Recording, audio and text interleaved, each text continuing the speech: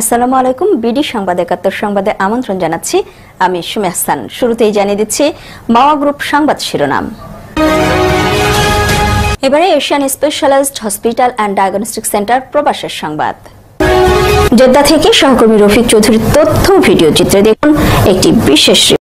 বিএনপির আন্তর্জাতিক বিষয়ক সম্পাদক ও সৌদি আরব পশ্চিমাঞ্চল বিএনপির আহ্বায়ক আহমেদ আলী মুকিব এর দিক নির্দেশনায় দীর্ঘ ১৭ বছর পর সৌদি আরবে পশ্চিমাঞ্চল বিএনপি উদ্যোগে বাংলাদেশ কনসুলেট নবাগত কনসাল জেনারেল মিয়া মোহাম্মদ মাইনুল কবির এর সাথে সৌজন্য সাক্ষাৎ করেন।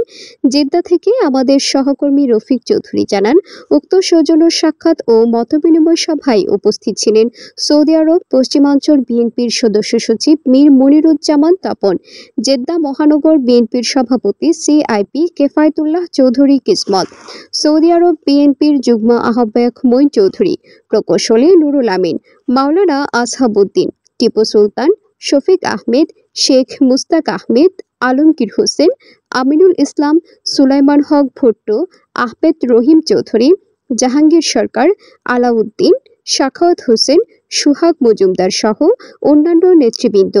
আগত নেতৃবৃন্দ বলেছেন, বৈধ পথের রেমিটেন্স প্রেরণের জন্য বাংলাদেশ কনসুলেটের পক্ষ থেকে যথাযথ ব্যবস্থা গ্রহণ করা, বৈষম্য বিরোধী ছাত্র আন্দোলনের সাথে সংযুক্ত হয়ে যারা অ্যারেস্ট হয়েছে তাদেরকে আইনি সহযোগিতা করা, ইতিমধ্যে অনেক প্রবাসীদেরকে দেশে পাঠানো হয়েছে। বাকিদের বিষয়ে অতি দ্রুত ব্যবস্থা না নিলে বাকিদেরকেও দেশে পাঠিয়ে দেওয়ার সম্ভাবনা রয়েছে। এই জন্য দ্রুত ব্যবস্থা নেওয়ার অনুরোধ জানিয়েছেন। সৌদি আরবের জেদ্দায় দুটি স্কুল পরিচালনায় অনেক কিছুই ত্রুটি রয়েছে, সেই বিষয়ে বিস্তারিত আলোচনা হয় এবং অতি শীঘ্রই বাংলাদেশের শিক্ষা বোর্ডের প্রকাশিত নিয়ম অনুযায়ী পরিচালনা পরিষদ নতুন করে গঠন করার গুরুত্ব আরোপ করেন এবং কনসাল জেনারেল উক্ত বিষয়গুলো যথাযথ পদক্ষেপ নেওয়ার আশ্বাস দেন।